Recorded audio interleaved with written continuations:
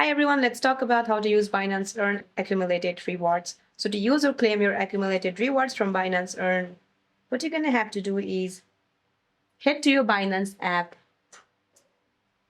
and make sure that you're in Binance Pro mode.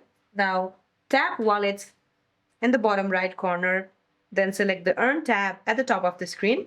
Then find the specific cryptocurrency asset you want to claim and then tap Redeem to instantly transfer the principal and its real-time earnings back to your spot wallet.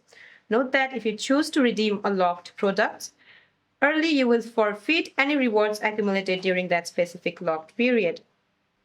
So if your accumulated rewards were earned through promotions like Binance Square check-ins or Learn and Earn, you must manually claim them through the Binance Rewards Hub. Just tap the profile icon in the top left corner or just tap the Binance logo in the top left corner of the app, then select Rewards Hub from the menu dashboard and then tap Rewards Shop to view your accumulated points. Then choose your preferred rewards such as token vouchers or trading fee rebates. Then tap Claim to activate the voucher before it expires. So that's it for this video, guys. I hope this video is helpful. See you in my next one.